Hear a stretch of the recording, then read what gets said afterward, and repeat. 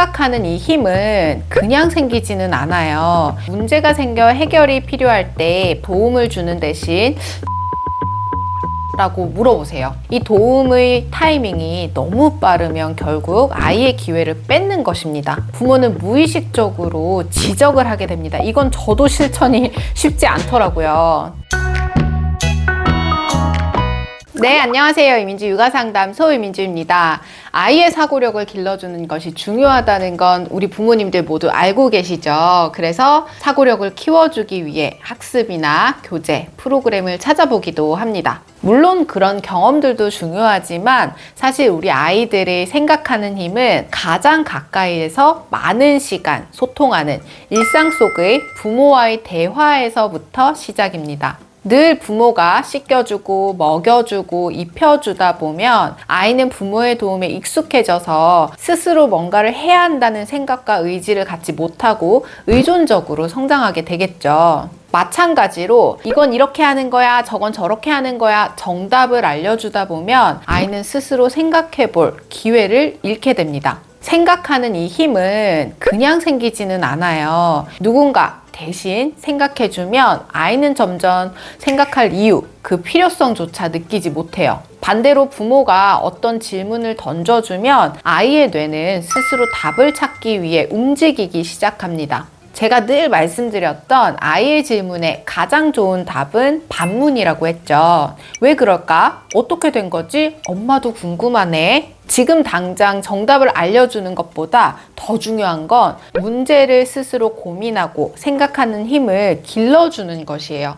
아이들은 매 순간 세상이 궁금해요. 그냥 지나가는 아이들도 있지만 궁금한 것을 주도적으로 좀 탐구하고 그 과정을 즐기는 아이들도 있어요. 여러분은 여러분의 아이가 어떻게 성장하기를 바라나요? 오늘은 이 순간부터 바로 실천할 수 있는 부모와의 대화 속에서 아이의 사고력을 자라게 하는 질문 습관 10가지를 공유해 드리도록 하겠습니다. 아이와 어떤 대화를 해야 할지 모르겠어요. 아이 질문에 어떻게 답해야 할지 모르겠어요. 또는 아이에게 어떤 질문을 해야 할지 너무 어려워요 하셨던 분들이라면 바로 실천해 보세요.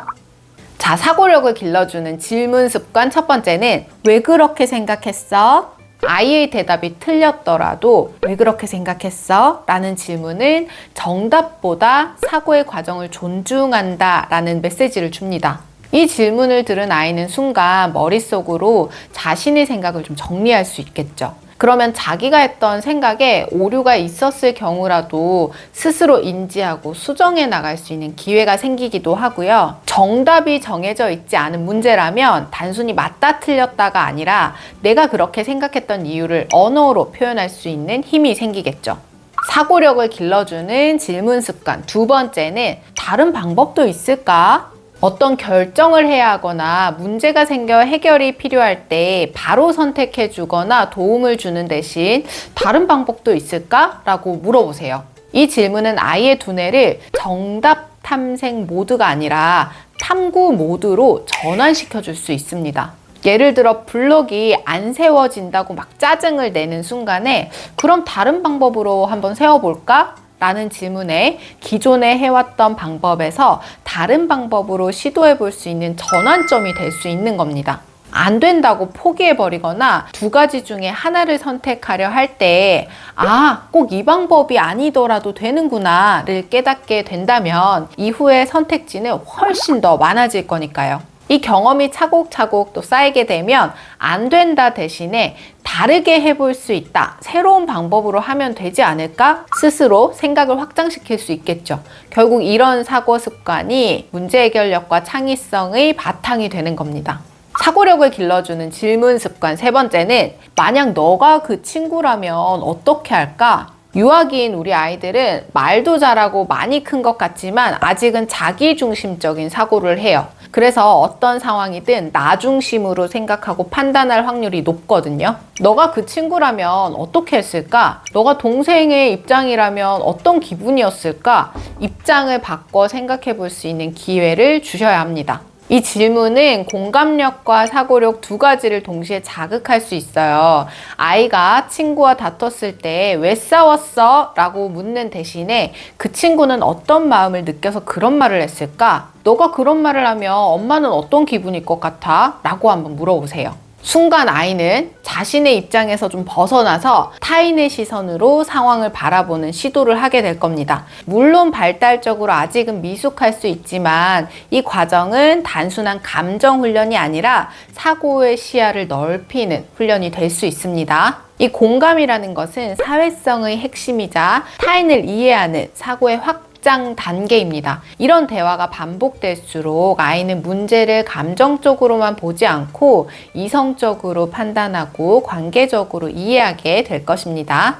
사고력을 길러주는 질문 습관 네 번째는 직접 해볼래? 부모가 아이의 모든 행동에 관심을 갖고 반응하고 도움을 주는 것은 물론 사랑이지만 이 도움의 타이밍이 너무 빠르면 결국 아이의 기회를 뺏는 것입니다. 엄마가 해줄게 대신에 너가 한번 해볼래? 이 문장만 바꿔줘도 180도 달라질 수 있어요. 이 질문은 아이에게도 기회를 주지만 본능적으로 다 해주는, 그것이 몸에 밴 부모 또한 잠깐 멈춤 할 수 있는 브레이크 역할을 해줄 수 있어요. 조금 느리더라도, 조금 서툴더라도, 그리고 엄마가 해줄 때보다 손이 좀 많이 가더라도 그 시간을 기다려주는 것이 중요해요. 뭐든 그냥 얻어지는 것은 없는 거 알고 계시죠? 처음보다 두 번째 할 때 더 잘하고, 또 두 번째보다 세 번째 할 때 또 자신감 있고, 세 번째보다 네 번째가 더 정교하게 해낼 수 있는 거잖아요. 그 과정을 통해서 또 우리 아이들은 성취감을 느끼고 자기 효능감도 느끼면서 자존감이 쑥쑥 올라갈 수 있겠죠.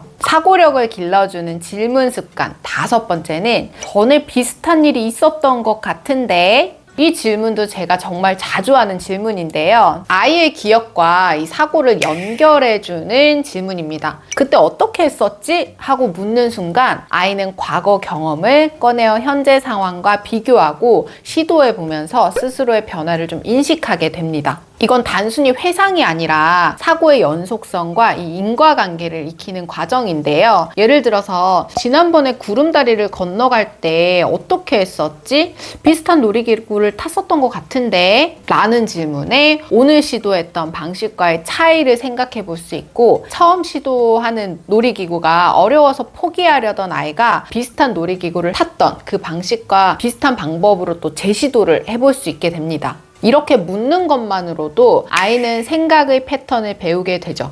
이런 연결 대화가 쌓이면 아이는 경험을 통해 배우는 자기 피드백 능력을 좀 갖게 될 수 있습니다.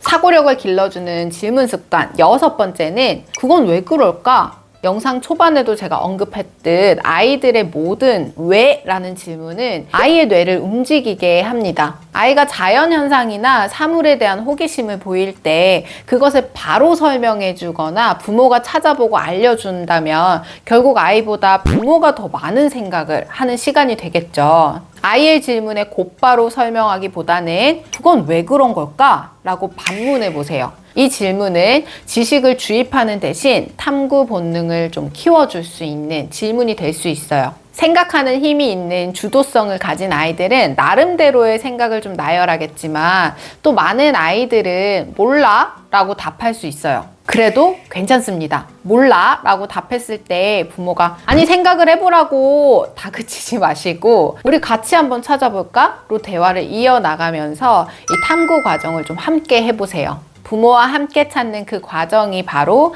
학습이자 성장의 순간이 될 겁니다. 정답보다 탐색의 과정을 즐길 수 있는 아이가 진짜 생각하는 아이로 성장할 수 있을 것이고, 또 지금은 부모와 함께 하지만 그 과정이 익숙해지면 스스로 답을 찾는 것도 가능해질 겁니다.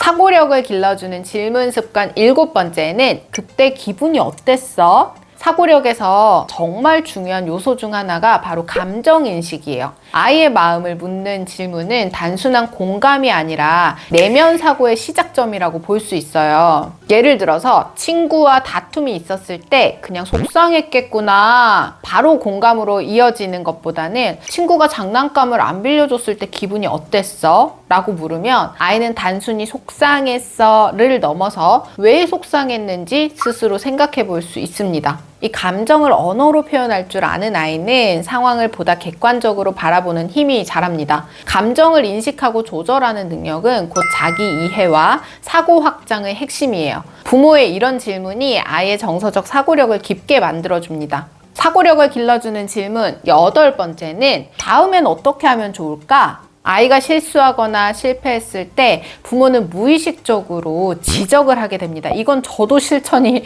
쉽지 않더라고요. 했던 얘기를 또 하고 또 했는데도 행동이 잘 수정되지 않으면 이렇게 하면 안 된다고 했지, 이렇게 했어야지 라고 말이 훅 튀어나오죠. 하지만 그 순간 다음에 어떻게 하면 좋을까? 라고 물으면 아이는 스스로 자신의 행동을 되짚어보고 수정하면서 자기 조절적 사고 과정을 경험하게 돼요. 킥보드를 타다가 넘어졌구나. 다음엔 어떻게 하면 좋을까? 이 짧은 문장은 비난 대신 성장의 기회를 주는 말이 될 수 있어요. 사고력을 길러주는 질문 습관 9번째는 어떤 점이 어려웠어? 잘했어, 괜찮아, 다음에 다시 해보자 라는 상호작용은 많이들 하고 계시죠. 여기서 그치지 마시고 어떤 점이 어려웠어? 어려웠던 점을 말할 기회를 주세요. 티처스라는 프로그램을 보면 어떤 문제를 풀든 내가 틀린 문제를 분석하는 것이 매우 중요하다라고 강조해요. 아이 스스로 어려웠던 점을 생각해 본다는 것은 감정뿐 아니라 문제의 본질을 인식하게 돼요. 이건 불평을 들어주는 대화가 아니라 자기 성찰의 기회와 또 문제 분석 능력을 키워주는 질문이에요. 결국 이 질문은 도전 앞에서도 포기하지 않는 사고 습관을 만들어줄 수 있습니다. 사고력을 길러주는 질문 습관 마지막 10번째는 앞으로 어떻게 될까? 이 질문은 미래 예측과 확장 사고력을 자극할 수가 있어요. 지금의 상황에서 한 발 더 나아가 결과를 상상해 보는 거죠. 이 질문은 일상에서 생각보다 자주 적용해 볼 수 있는데요. 비가 계속 오면 어떻게 될까? 씨앗이 크면 어떤 모습이 될까? 양치를 하지 않으면 어떻게 될까? 열심히 운동하면 어떻게 될까? 아이는 머릿속에서 미래의 장면을 그려보는 훈련을 하게 되겠죠. 이런 질문을 자주 들은 아이는 변화에 유연하게 대응하고 자기 생각을 근거 있게 설명할 줄 아는 사람으로 자라게 될 수 있습니다. 물론 창의력을 증진시키는 데도 도움이 될 수 있겠죠. 자, 이렇게 오늘은 일상에서 부모님들이 바로 실천할 수 있는 아이와의 대화법, 생각하는 아이로 키우는 질문 습관 10가지를 딱 알려드렸는데요. 제가 교사 시절 이런 문장들을 진짜 몇백 개씩 정리하고 아이들과 상호작용해서 또 적용해보는 훈련들을 했었어요. 평가제에서도 영유아의 발달을 증진시키는 교사의 상호작용이 중요한 평가 항목일 만큼 질문 하나가 아이의 발달에 미치는 영향이 정말 크거든요. 부모의 상호작용 또한 충분히 아이의 발달에 좋은 영향을 줄 수 있으므로 오늘부터 냉장고에 딱 붙여놓고 하루에 한 가지씩 실천해 보시기를 바라면서 저는 다음 주에 더 유익한 육아 정보로 찾아뵐게요. 안녕!